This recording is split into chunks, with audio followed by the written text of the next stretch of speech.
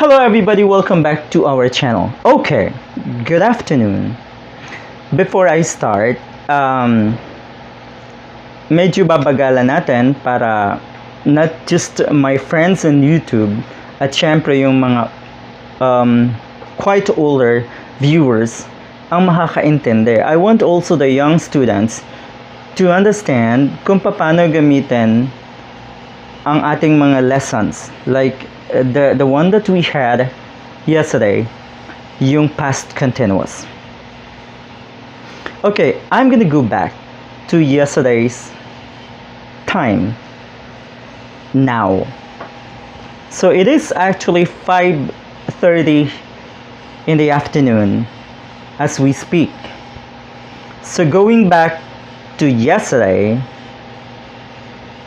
imaginein mo yung ongoing na action mo at this time yesterday.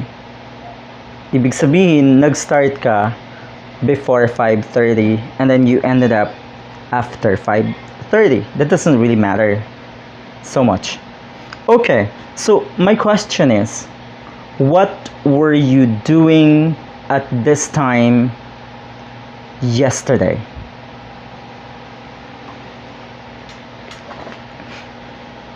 Imaginein mo ngayong oras pero kahapon. So that is the best situation if you want to use was were ing. Like I said sa previous lesson natin, was were ing is a continuous action in the past. But not that alone. Kailangan may time reference siya. Or kailangan may interruption. So therefore, that continuous action is longer and there should be an interruption which is like a shorter action. So therefore, may dalawang action. Okay, simula tayo dun sa time. Again, what were you doing at this time yesterday? I was making dinner at this time yesterday. So maganda yung at this time yesterday na time reference. The big question is, what about you? What were you doing at this time yesterday? Can you imagine? Something that you started, before 5:30 and you ended up after 5:30. Ongoing ngayong oras na to, pero kahapon. I'll say the question again. What were you doing at this time yesterday? Please write down in the comment section below. Okay, 5:30 in the afternoon in the Philippines. Alright, well, I hope that's really a good practice for all of us. Okay, yung sinabi ko namang I was making dinner at this time yesterday. If I remove at this time yesterday, it's going to be I was making dinner yesterday. Okay, the sentence is correct structurally, grammatically correct. But it makes sense. Although yung sinasabi nila na past continuous was were plus ing, ay actions that are, ongoing in the past. But can you just imagine if you go back or if you come forward to the present, I am making dinner now. Kahit wala siyang now eh. Obviously kasi, ngayon yun, I am making dinner. So yun yung good thing sa present continuous. It's understood to be now. However, pag sinabi niyong, I was making dinner yesterday, it doesn't make sense. Kasi wala kang specific point or time of reference. So therefore, kung gusto mo talagang sabihin gumawa ka ng dinner kahapon, there should be other way. Pwede mo na lang sabihin, I made a delicious dinner yesterday. Or I made dinner for 2 hours yesterday. because it was a complicated menu. So ganun lang. Pero when you just say I was making dinner yesterday, it is not a complete sense. Okay? I hope you understand. Okay, moving to the future naman. So sa past tense, I was making dinner at this time yesterday. Now, I am giving you lessons in grammar. So think about the future, yung bukas or yung future. Ano naman ang continuous future tense or future continuous tense? That will be plus ing form. So, ini-integrate ko to para maintindihan natin yung movement ng mga tenses. Okay? Lahat yan will be connected in the past, present, and even the future. Lahat yan pwedeng i-connect natin. And by doing so, na pagkukumpara-kumparahin natin yung pagbabago according to the tenses like past, present, and future, mas lalo nating maiintindihan. So, sa future naman, future continuous will be plus ing. Okay, so imagine the same thing. At this time tomorrow, I will probably be making dinner. Kasi usually, ganung time ako gumagawa ng dinner. Alright, so notice I said I will probably be making dinner. Okay, kasi there may be changes. So, yung probably be, palabok lang yon. Yung parang, it's a kind of spice lang sa sentence mo. But if you are definite, why not? You can say, I will be making dinner at this time tomorrow. I will be making dinner at this time tomorrow. Please don't say cooking dinner, because it should be making dinner. Okay, so that's the difference of the three tenses in the past, in the present, and in the future. Those are all continuous actions, yung ongoing actions ko, no? So, can you imagine, pag sinabi kong, tomorrow, I'll be cooking dinner. I will be cooking dinner. That is also correct, because when you say will be plus ing in the future, it means a definite, or it's already a plan. Planado na siya. But if you say, I will be cooking dinner at this time yesterday, it is implying na wag mo akong disturbuhin ng mga oras na to bukas, because I will be doing this and that. I will be making, it's already in my list of what to do. Okay? I'll be making dinner at this time yesterday. Okay. So that's the idea of differentiating the different tenses. Okay, going back to the past continuous, may i-integrate akong isa pang magandang use ng past continuous, or the was, were plus ing. Other than it's a continuous action in the past with a sort of definitive time, or interrupted shorter action. Sana naintindihan natin yon, yung when, yung sinasabi ko nung isang araw, at syempre yung definite or time itself. Other than the continuous or the ongoing action, pwede rin yung repetitive action in the past.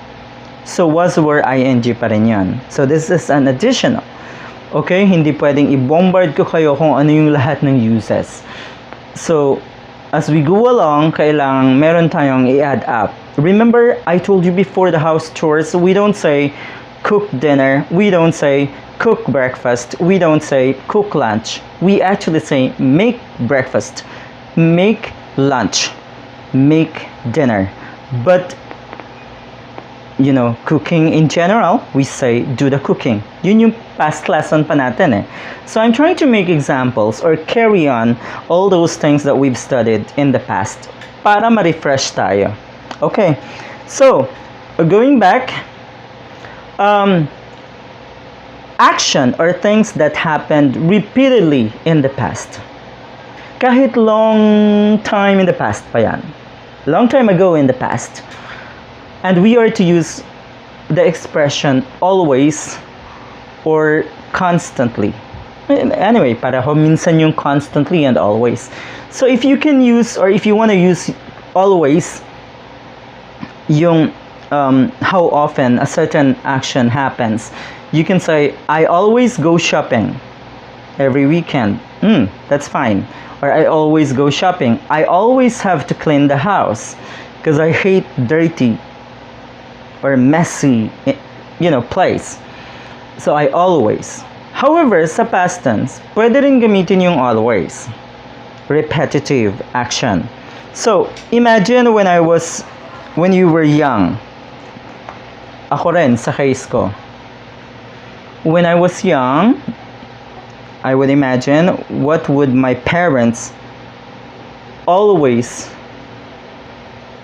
would say, or what would my parents say all the time when I was younger. So you can express that using the was were plus the ing form, but you have to put always. For example, my father was always telling me to study hard.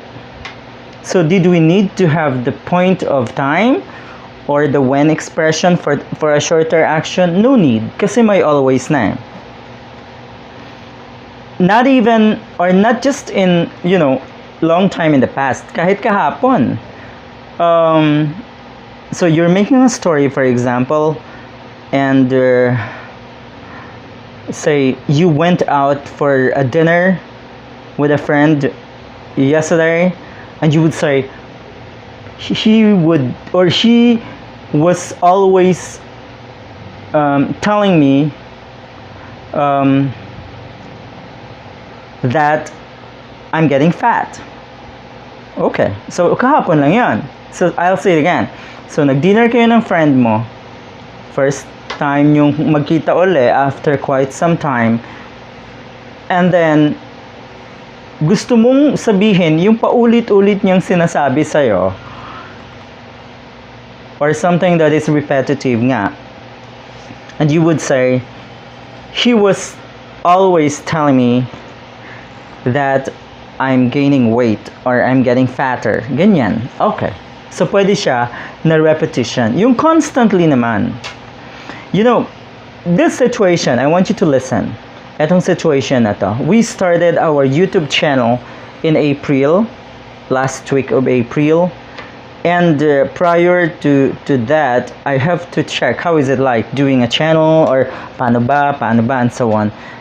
Then after that, when we have started, when we are getting subscribers na, I was constantly worrying if I could be monetized, or if our YouTube channel could be monetized.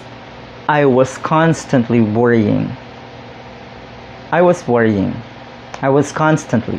So yung constantly and always, that's kind of additional reference natin to mean and to have a clear idea that was were plus ing is either a continuous action or ongoing action in the past, or by this it means repetitive. So pag wala nung mga binanggit ko, your sentence of just saying like I was cooking or making dinner yesterday will not make complete sense at all. Okay? Kasi nakikita ko yan sa maraming lessons, sa YouTube din, and I would just make that sentence. I was cleaning the house yesterday. Is that all? Hindi yun sapat. Because that cannot stand alone. What I mean is, there should be a better way. Ano bang gusto mong ipakahulugan sa paglilinis? That you cleaned like a long time? Then you have to use or measure it by time. For example, I cleaned the house for 3 hours yesterday and I was so tired. Yun yung gusto mong ipakahulugan. Pero if you are saying that I was cleaning the house yesterday, it doesn't say anything at all. Wala kang pinakakahulugan sa sentence mo. Remember, we are actually making or expressing those structures in grammar at alam sana natin kung anong gusto mong ipakahulugan. You want to tell people something out of your sentence. There should be an intention, hindi lang yung grammar, something that's grammatically correct. That's not all. Kailangan may intention ka. Ano ba yung gusto mong, or what do you want others to understand about what you're saying? Alright, so yun. Okay, in the next lesson, we're going to discuss the future continuous tense. More of that. Ngayon po, kinompare ko lang. But it's going to be more of the future continuous tense. That's going to be will be plus the ing form of the verb. Alright, so I hope you picked up, or you can have takeaways in this lesson today. And I'll see you again in our next lesson. If you still are not part of our channel, please go ahead and hit that notification bell icon. I am promising that whatever you suggest in the comment section below, I'll have it on my list and lineup of what to discuss next. You will have a great day. Thank you, and please subscribe.